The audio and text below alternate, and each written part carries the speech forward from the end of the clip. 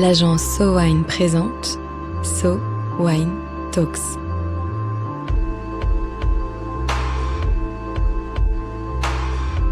La première série de podcasts analysant les tendances marketing et communication dans l'univers du vin et des spiritueux.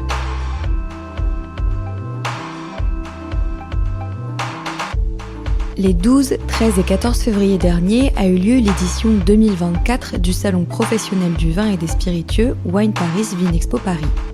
Comme lors de chaque édition, So Wine y a animé différentes conférences. Le titre de celle donnée par Marie Mascret a fait sourire ou lever quelques sourcils.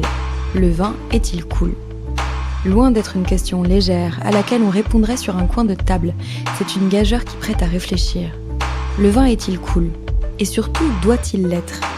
Dans ce nouvel épisode des So Wine Talks, Marie Mascret nous apporte un éclairage sur le vin et sur le cool.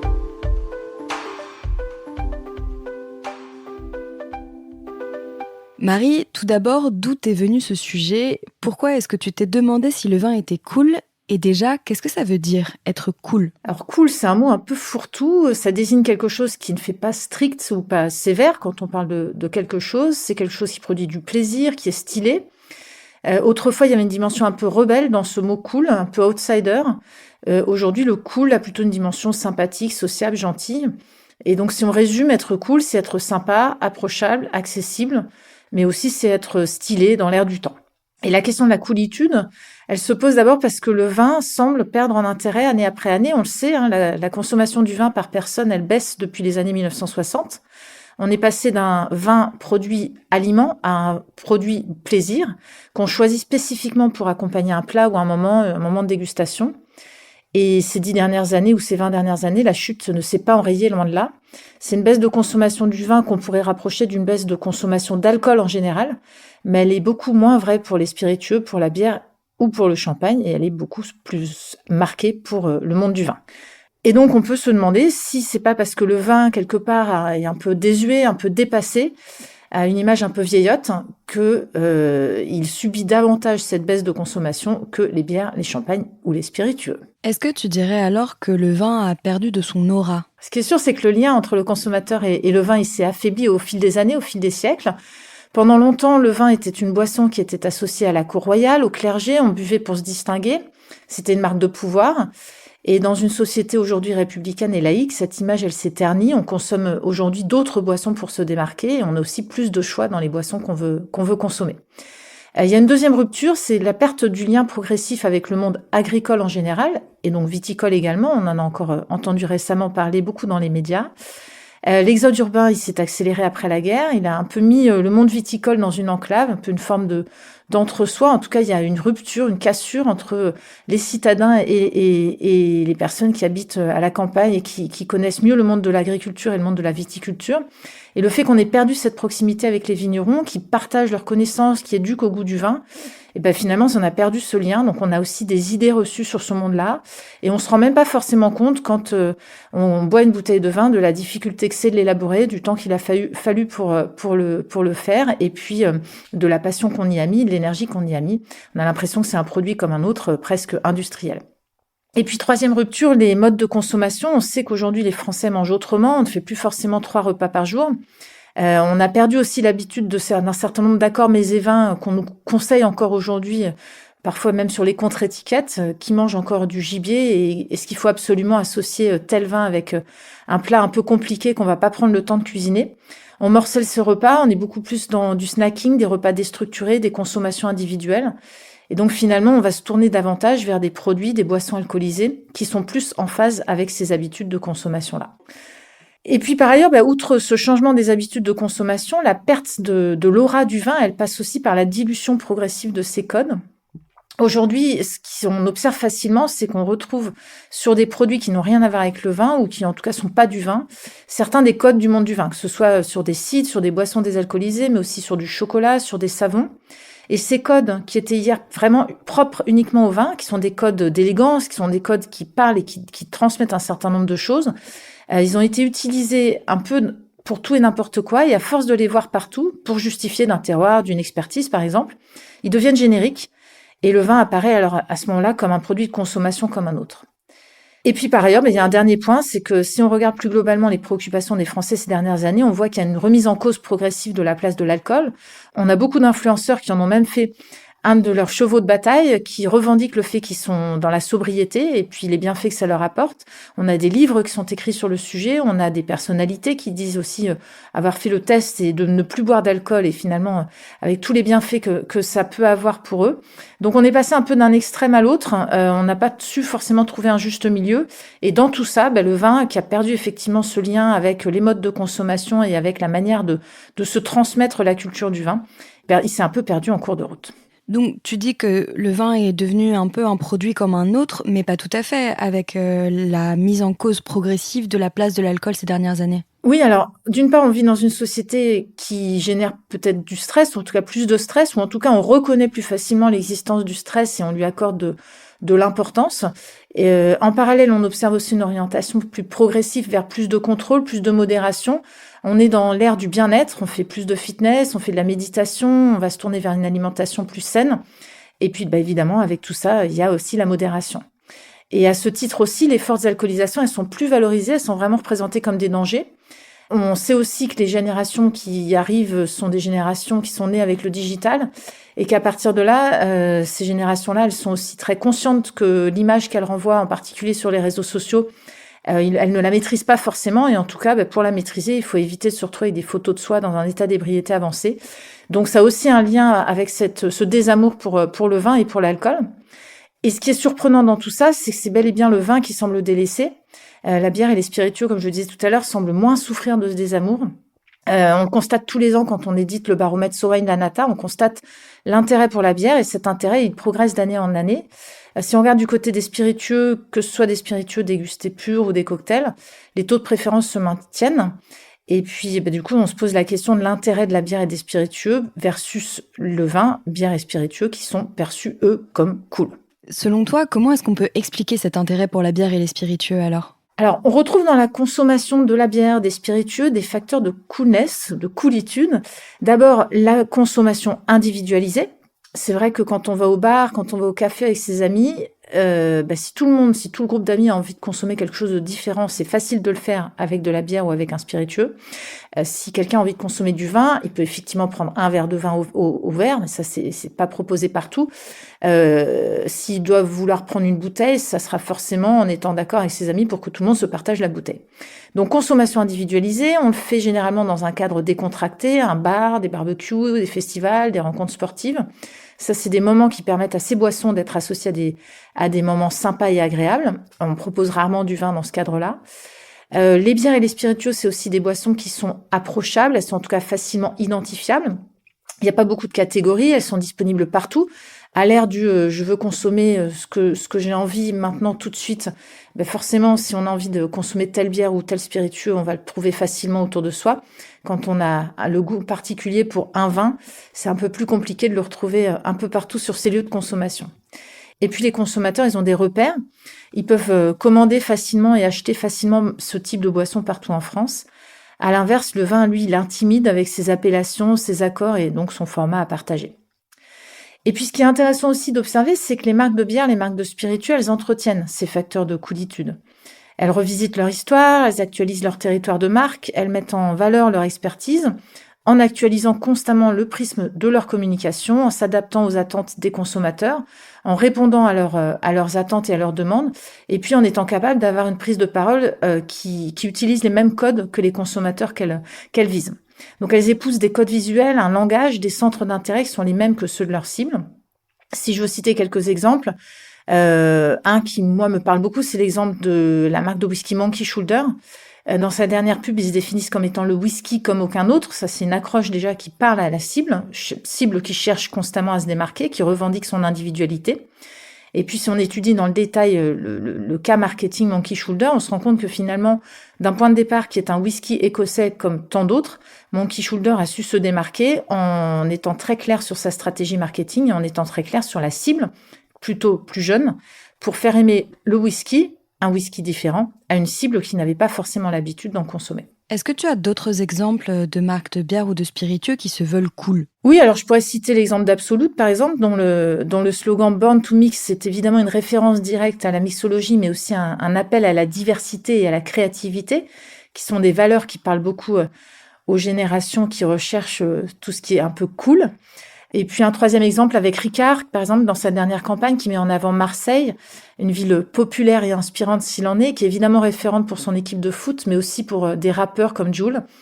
On retrouve là aussi, d'ailleurs, dans cette campagne de pub, la revendication de l'ancrage dans la ville, de l'ancrage dans un quartier. Et ça, ce sont des choses très fortes que revendique n'importe quel jeune. Et puis, il y a un autre phénomène aussi, c'est que dans leur production, les bières, les distilleries, elles se démarquent aussi pour leur coolitude en collaborant avec des icônes de la culture populaire. Je pense par exemple à SCH, qui est un amateur de cognac, qui a lancé son Ready to Drink avec Féfé, à base de cognac, de galanga, de rose.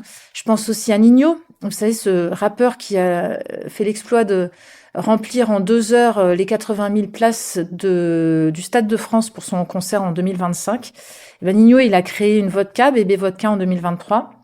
Des collaborations qui existent en France, qui existent également évidemment aux États-Unis. On pense à des collaborations comme celle entre Usher et Rémi Martin, qui existent également avec des égéries pas forcément américaines, mais aussi asiatiques. Je pense à Lisa de Blackpink, qui est devenue ambassadrice Chivas en 2022. Donc ça, c'est des choses qui sont assez répandues dans le monde de la bière et dans le monde des spiritueux surtout, et qui le sont un tout petit peu moins dans le monde du vin, même si je donnerai quelques exemples, on y reviendra tout à l'heure. Voilà, ces marques, elles se démarquent aussi d'ailleurs en capitalisant sur l'expérimentation. C'est un autre point fort. L'envie de casser les codes, ça fait vraiment partie de cette perception de coolitude. C'est un facteur qui est décuplé par l'arrivée des brasseries et des distilleries artisanales partout en France, qui surprennent, qui du coup ont investi et popularisé des nouveaux lieux de convivialité. Souvent, ce sont des lieux assez ouverts à tous, donc très inclusifs, qui sont situés au cœur des villes, où on a à la fois la production et à la fois la consommation. Et c'est des lieux qui, évidemment, sont cool, c'est sympa d'y aller.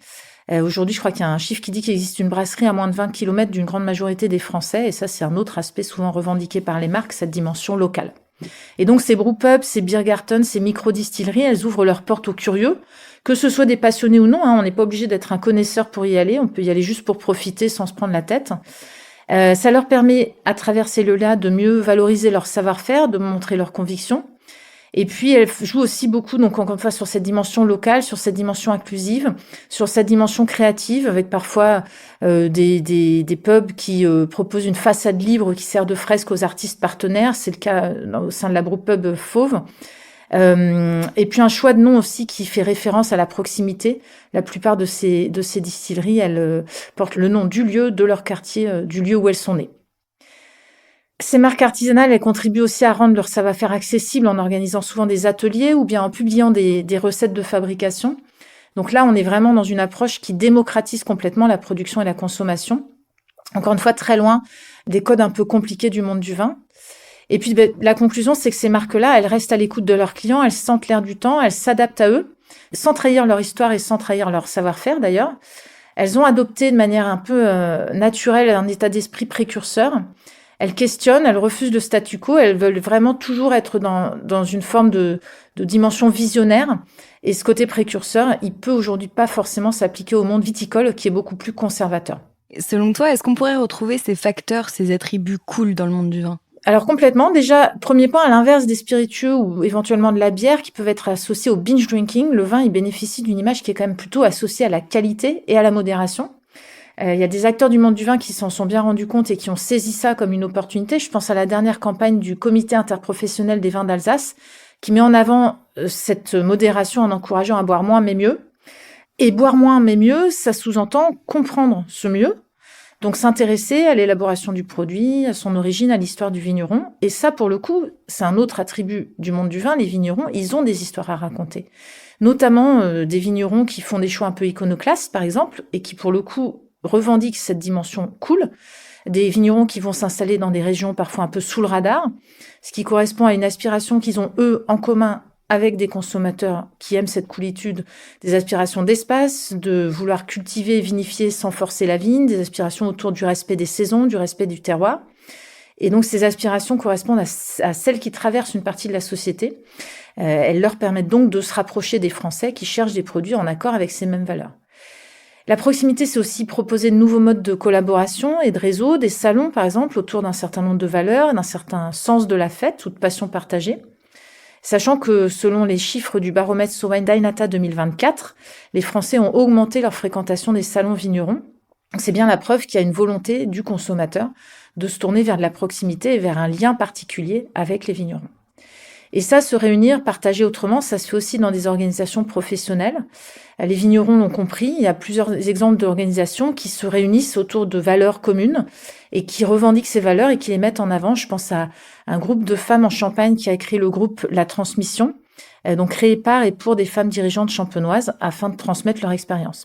Et puis un autre exemple, je pourrais en citer beaucoup d'autres, mais un exemple du côté de Bordeaux, les vignobles Gabriel & Co, c'est un collectif de vignerons qui partagent des valeurs d'éthique communes, qui pratiquent également le commerce équitable et qui revendiquent et qui met en avant et qui communiquent autour de ces valeurs de partage et de solidarité, qui sont des valeurs, encore une fois, qui parlent à leurs cibles et à leurs consommateurs. Toujours sur cette dimension, les attributs un peu cool du monde du vin, comme pour les spiritueux, on a aussi des personnalités emblématiques, que ce soit du sport, du cinéma ou de la musique, qui investissent dans le monde viticole. Alors je pourrais citer des gens très connus comme Brad Pitt, mais c'est une passion du vin qui se communique aussi auprès d'autres communautés. J'ai l'exemple de Tony Parker pour Château La Mascaronne, de Kylie Minogue avec Château Sainte-Rosine, ou de John Bon Jovi avec Gérard Bertrand. Autre signal de coolitude, un storytelling qui se réinvente. Là aussi, même dans le monde du vin, on arrive à réinventer son histoire. On réinjecte du plaisir à choisir un vin avec un ton un peu plus léger, un peu plus décomplexé. Certains jeunes vignerons le font très naturellement. Je pense à Émile Codins, qui est jeune vigneron présent sur TikTok et qui remporte un franc succès. On a aussi des initiatives comme celle de Vinsta, dont on a déjà parlé dans ces So Wine Talks. Je pense aussi sinon aux vins du Muscadet, qui ont complètement réinventé leur communication pour changer leur image, ou encore aux vins du Centre-Loire, qui informent avec humour et légèreté sur le secteur. Ils ont fait appel en fait aux jeunes vignerons pour prendre la parole sur leur compte Instagram et s'adresser aux jeunes consommateurs avec leur code, avec leur langage. Et puis on a aussi des grands crus classés qui sont capables de se pencher sur cette question de la coolitude du vin. Je pense au château Cos d'Estournel, qui est un grand cru classé dans le Médoc, à Saint-Estèphe, qui a lancé une série de podcasts qui racontent de manière scénarisée son domaine, des différentes facettes de Cos d'Estournel, mais pas du tout de manière classique. On n'est pas dans le vignoble en train d'écouter les vendangeurs ou en train d'écouter le responsable technique raconter le vin. On est vraiment sur quelque chose qui est presque romancé et c'est très intéressant, très ludique et très agréable à écouter. Alors, renouveler son storytelling, ça passe aussi par le no-tourisme. On sait que les Français, ils aiment voyager, évidemment. Ils aiment aussi sortir des terrains inconnus. Ils sont aussi de plus en plus dans une recherche de calme, loin du tourisme de masse. Et puis, une recherche de paysages préservés de l'activité humaine trop intensive. Ils veulent renouer avec des terroirs oubliés. Et ça, les vignobles ont toutes les cartes en main pour leur proposer ça. Pourquoi pas aller découvrir le vin jaune du Jura en plein hiver ou le chemin de Loire avec des amis pour une balade à vélo, ou pourquoi pas aussi s'installer dans une tiny house en Gironde. Voilà, les vignobles français et les vignobles tout autour du monde ont la capacité à proposer des offres originales qui répondent à ces attentes et à ces aspirations. Pour le monde du vin, sortir des sentiers battus, être précurseur, ça passe aussi par la commercialisation. Le monde du vin, ça, il sait bien le faire, même en dehors de chez soi. Aujourd'hui, on sait qu'il y a de nouvelles régions du monde qui s'intéressent au vin. On sait qu'en Inde, le nombre de consommateurs de vin réguliers a augmenté de presque 30% entre 2022 et 2023. Au Brésil, les chiffres montrent qu'à Sao Paulo, par exemple, on a un boom d'ouverture des bars à vin. Et ces nouveaux marchés plus jeunes, ils présentent une vraie opportunité donc pour le monde du vin. Et puis, on parlait de voyage. S'ouvrir au monde, c'est évidemment voyager, mais aussi voyager autrement. Et à l'heure où prendre l'avion est assez rejeté par une partie de la population, découvrir une région, son histoire, sa géographie ou son mode de vie à travers une simple bouteille, ça peut séduire. Et alors, selon toi, Marie, qu'est-ce qui manque au vin pour qu'il soit vraiment cool ? Alors, on l'a dit, le vin a tous les attributs pour être vraiment cool. Certes, le vin, c'est une histoire séculaire, ça reste une boisson de civilisation, c'est une boisson totémique, symbolique, et pourtant, elle est aussi très accessible. Si je m'en réfère au nombre de régions productrices, il y a des vins pour tous les goûts. Elle est versatile, ça reste la boisson alcoolisée parfaite pour la gastronomie. Ce qui rend le vin attrayant, c'est aussi sa dimension unique. On déguste pas 2 fois la même bouteille. Sa dimension intergénérationnelle, puisque tout le monde peut boire du vin, en étant en âge de boire évidemment. Le vin, ça reste aussi une histoire de vigneron, donc d'humain à humain, plus que de marque. Et ça, ce sont des dimensions rares qui donnent de la valeur au vin. On est dans un secteur dynamique qui, malgré tout, arrive à innover, s'adapte, expérimente. On a des vignerons, des jeunes générations en particulier, qui apportent une réponse concrète à des enjeux et des aspirations qui parlent aux consommateurs d'aujourd'hui, qu'il s'agisse de changement climatique, de travail avec du sens, d'entrepreneuriat, de création de liens. On a un storytelling qui se renouvelle, qui participe à créer de nouveaux mythes et toujours à essayer d'entrer en connexion avec ses consommateurs, voire ses nouveaux consommateurs. Et je crois que le mot-clé, c'est le mot que j'ai prononcé il y a quelques secondes, c'est le mot marque. Tout ce qui réconcilie tout ça, c'est la question de la marque. Finalement, c'est la marque qui permet d'encapsuler tous ces attributs qui sont inhérents au monde du vin, mais que le secteur ne sait pas encore toujours bien mettre en valeur. Et donc, c'est à partir du moment où le monde du vin aura compris que c'est important de créer des marques qui soient mémorisables pour que le consommateur puisse commander du vin en sachant exactement ce qu'il veut consommer, qu'il pourra effectivement retrouver ses attributs de coolitude. À quand le Barefoot français, cette fameuse marque de vin californienne qui a un succès phénoménal partout dans le monde?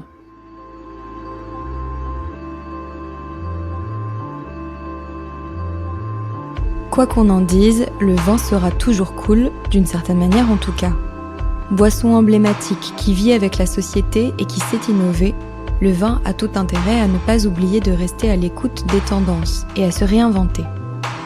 Il possède tous les attributs pour pouvoir continuer à plaire, à condition de savoir encapsuler ses qualités dans la notion de marque.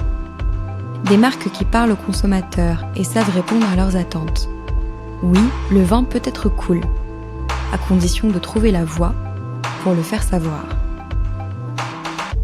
So Wine Talks reviendra dans quelques semaines pour décrypter à nouveau les tendances de consommation des vins et spiritueux.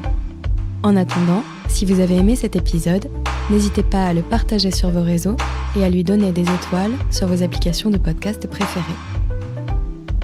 Un épisode écrit et produit par l'agence So Wine.